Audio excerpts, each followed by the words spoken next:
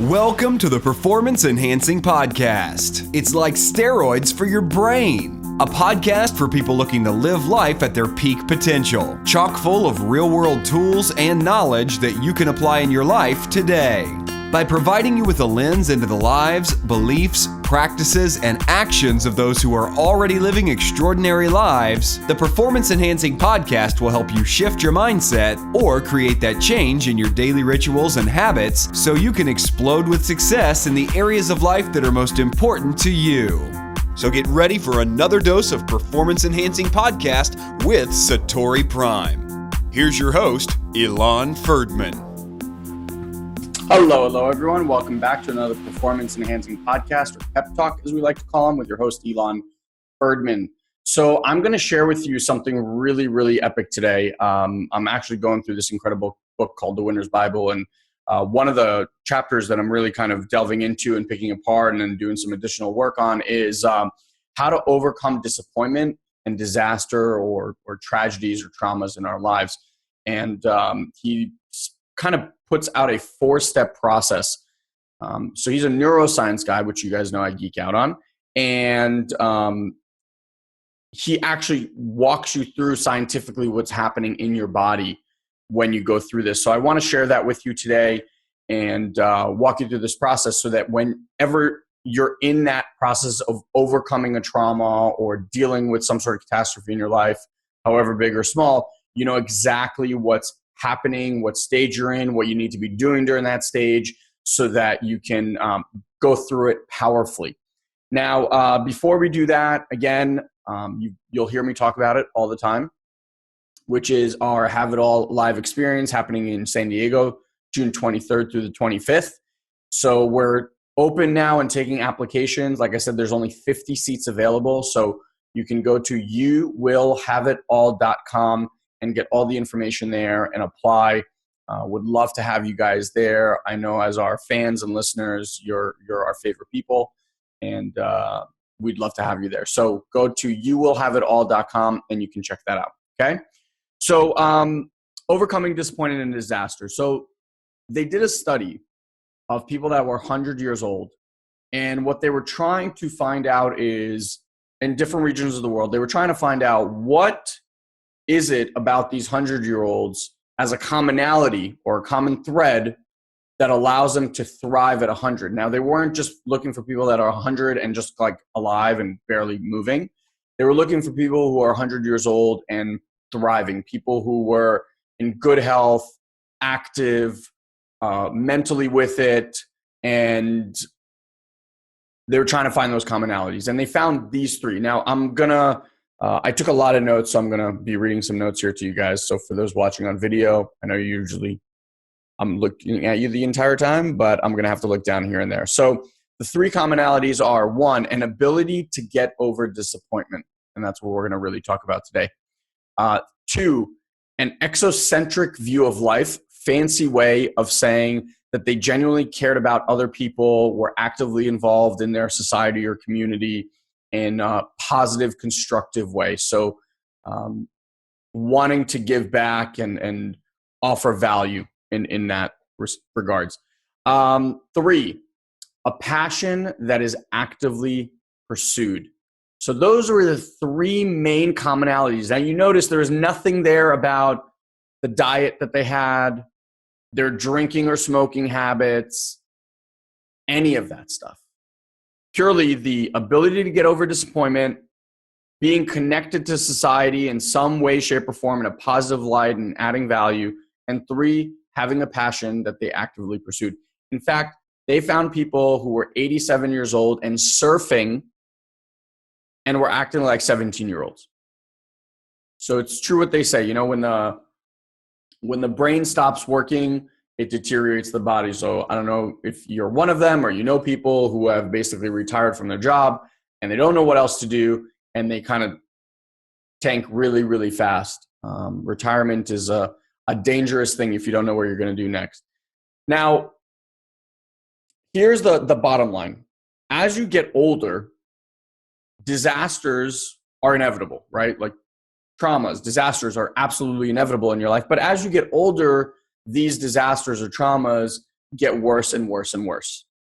For example, when you're a kid, like my 4-year-old, 4.5-year-old, or 3-year-old, a big trauma is like when they drop their ice cream or lollipop on the ground. That's their trauma, right? But as you get older, things like losing a loved one, or losing your job, or failing a big test or exam, or not getting into the school that you want, things of that nature impact us a lot more. And I don't want you to hear this as there has to be some monumental trauma. This is anything that disrupts your flow, anything that is against what you kind of planned for or wanted to happen in one way, shape, or form is a trauma. Okay, so it could be as simple as you went into your boss's office to ask for a raise.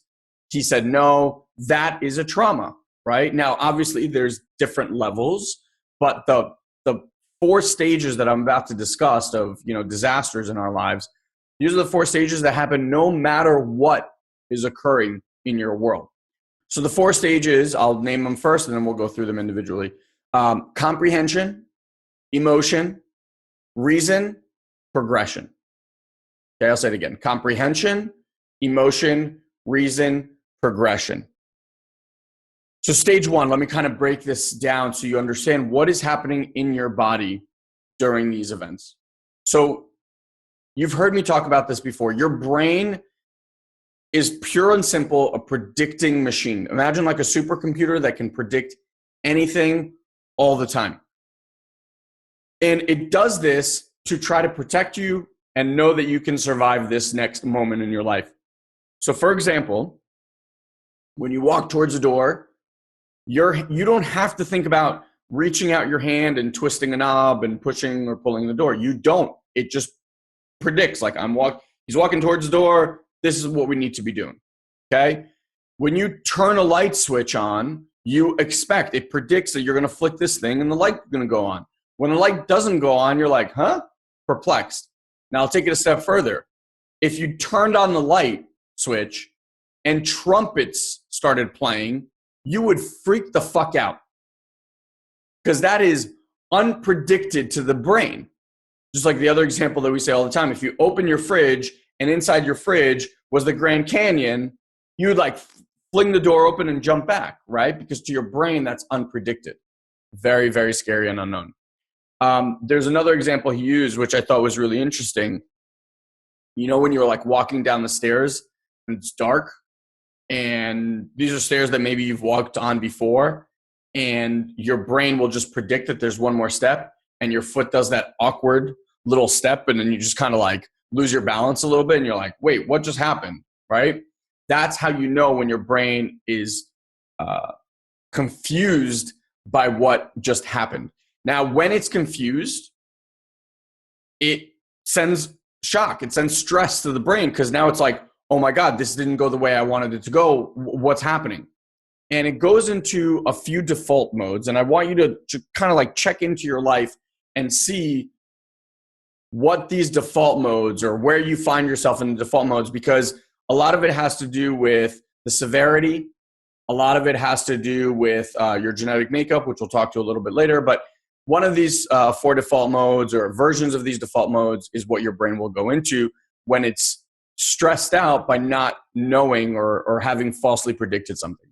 So the first one is shock. When you're in an accident, obviously shock is just there. And this is when it can't reconcile what just happened. And so the brain literally just shuts down.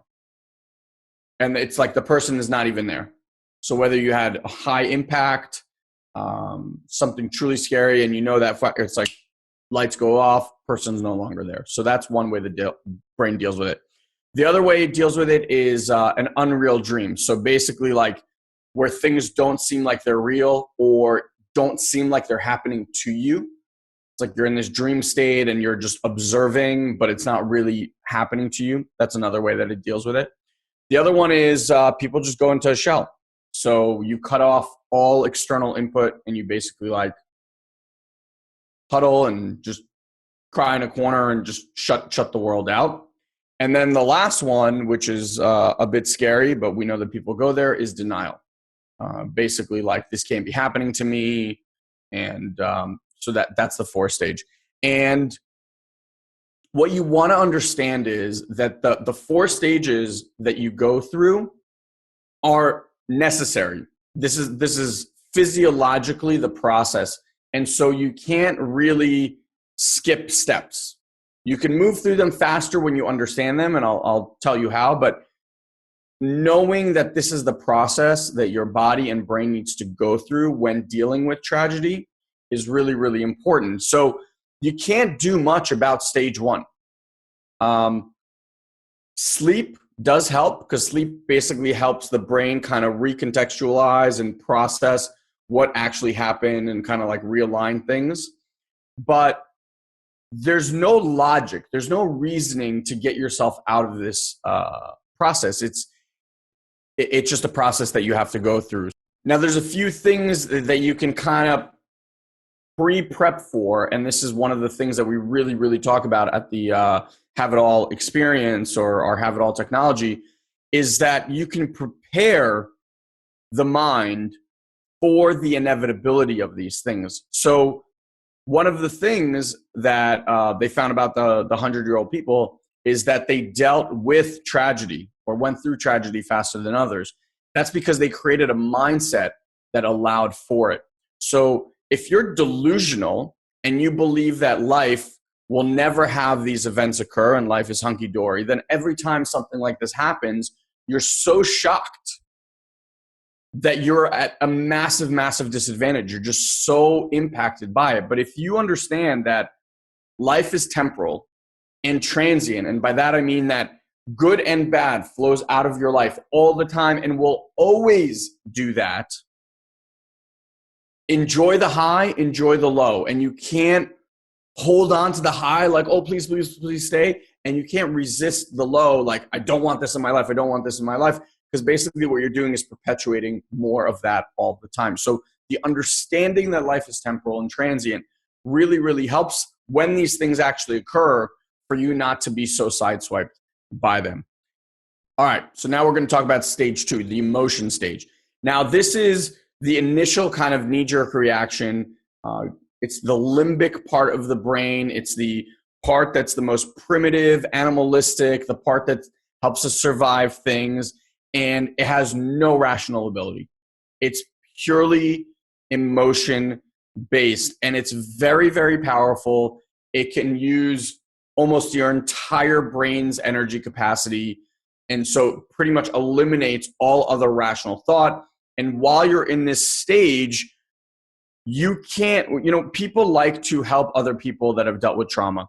And the way that we generally like to help people, and I'm just as guilty as anybody else about this, is we like to rationalize things and try to work that problem out with people. But at this stage, it's very premature. At this stage, the only thing a person needs is hugs, love, someone to listen to and actually get their pain, and just be there, right? Just be there for that person.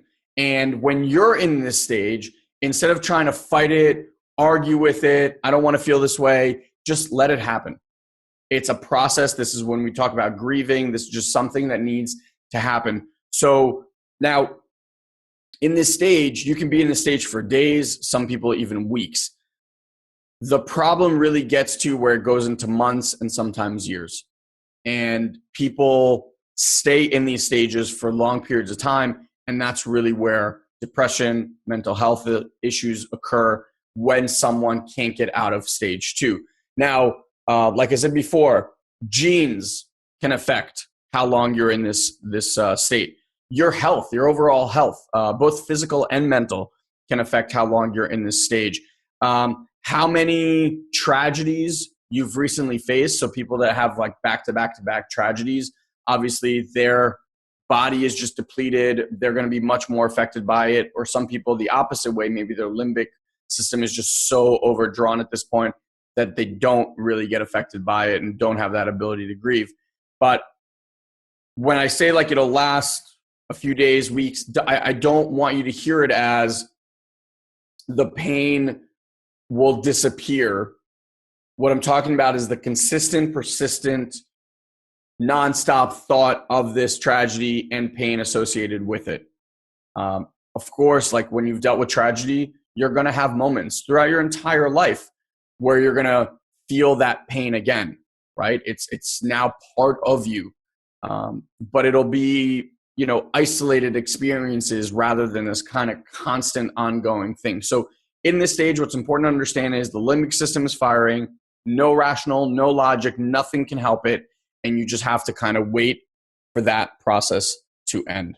Then you step into the third stage, and this third stage is reason. This is where people get stuck a lot, and a lot of the work that we do with our technology and have it all experience is we make people aware of this round and round thought process that pretty much keeps them in this place. So while they might be saying, I want to achieve this, all these other thoughts and all these things are continuously running in their brain. So I want to give you a really, really good example of what this sounds like. So when you've had your heart broken, okay, for example, your thought process will be something like this. My boyfriend's left me. I'll never find another boyfriend like him. What's wrong with me? I'm so lonely. I'll never find another boyfriend like him. It's not fair. How could he leave me? What's wrong with me? It's not fair. I'll never find another boyfriend like him. And this goes on, et cetera, over and over and over. Now, why is this important to understand? It's important to understand because while we think that we're having hundreds of these thoughts, and that every thought to the brain is like, okay, this is another thought, I have to solve this thought. This is another thought, I have to solve this thought, which puts you into what? Overwhelm. You're overwhelmed by the amount of thoughts and open loops and questions. But if you actually think about it, and if you heard in that process, there's a lot of repetition. In those hundreds of thoughts, there might actually be only 7 or 10 that are those kind of thoughts, right? Like other ones, you might be wording a little bit differently, but they can kind of still fit into that same category. So here's a great tool on how to break that cycle. And if you're in this cycle, please, please, please do this work. First thing you want to do is write down these thoughts. Write down the thoughts and number them. Actually number the thoughts. And then what you want to start doing is grouping them together, because you're going to start seeing that one is, one word off or one phrase off or whatever, but it's really the same exact question. Because if you ask your brain all these questions and you can't find answers, then that's where you get really fatigued. That's when you get really tired. That's when you get really annoyed. Now, if you break it down to like, here are the 7, right? Now you can go and actually answer them. Answer them in a logical, reasonable form. So, for a question like, why did he cheat on me? Right? You can write down all these answers like, he's a dickhead, he had a bad day, he's inconsiderate, he has no morals, like all these things. But at the end of the day, does the reason really matter why he cheated on you? Not really. At the end of the day, what you're going to come to is the fact that he's just not the right person for you, and you're better off now that he's not in your life, and you never want to be with a person that would ever treat you like that. And when you do that, you're basically helping your brain kind of go through the process of answering these questions, so that the next time you have that thought or a thought in that grouping, you already have the answer. And you could just say, it doesn't matter why he did it. I'm not going to be with this person anyway. And now you've eliminated that loop to the brain. It can move on, and it's almost like it solved that riddle, and then it can move on. So really, really smart, really, really amazing way to help your brain reconcile these things and move on. And then finally, after that, you're going to go into the stage 4, which is progress. So in this stage, this is where we finally get out. This is the stage where we finally learn the lesson that we needed to learn. We've done all the work, and we start moving along and kind of going back into the normalcy of it. Now, one of the things that I mentioned before about the 100-year-olds, right, was that they live an exocentric life, meaning that they care about society, care about their community, work for others, do things for others. The other piece is that they have other passions. This is really, really important, because when your brain has all its energy to just focus on your personal tragedy, it can take you down some deep, dark holes. But when you know that there are other people relying on you, or when you know that there are other passions that you want to pursue, everything that takes energy away from that tragedy and focuses on something else means now that there's less and less and less oxygen. It's almost like you're suffocating the fire. There's less and less oxygen for this tragedy to kind of like spiral out of control. And so that's why they believe that people that live and thrive to 100 years old have this ability, is because when you have other things to focus on, that self-tragedy can't stay there long enough to have horrible effects on you. Like people that create tumors, right? It's because there's so much energy and pain focused on this one thing that the body just basically manufactures this tumor. And when you're not doing that, it's an amazing gift. So one of the things that you must understand is that life isn't fair, that you're gonna fall down, that you're gonna get bumped, that you have to get back up. I mean, I know these are all cliches and you may not want to hear them, but if you keep asking yourself questions like, why does God allow things like this to happen to good people? Or why does this stuff happen to me?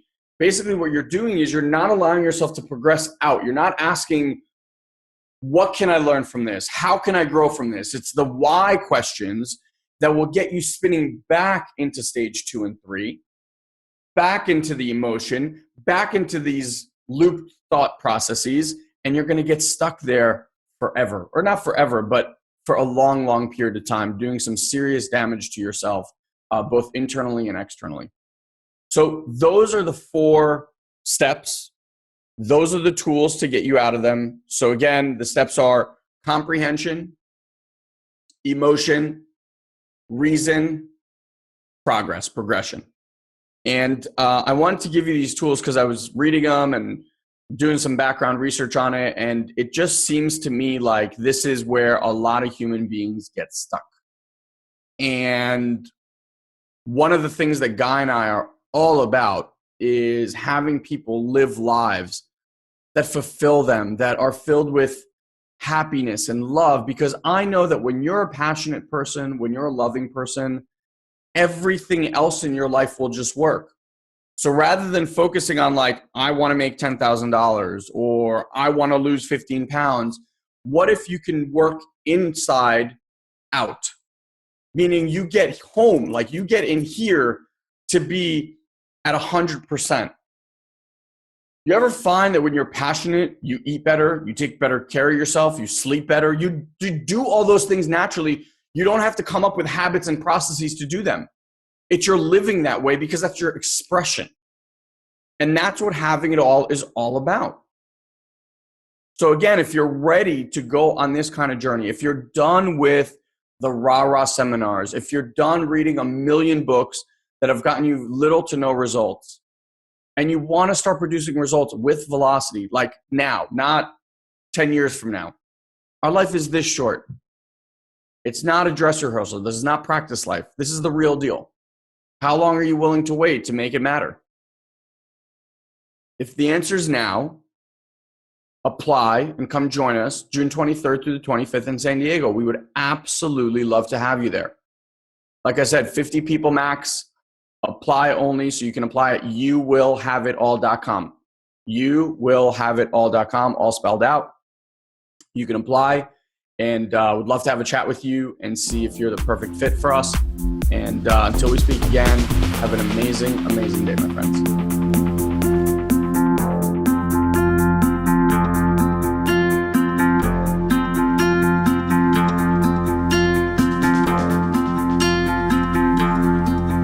Did you run through doors till you hit the floor? Did you read my eyes and my aching thoughts? Did you walk through walls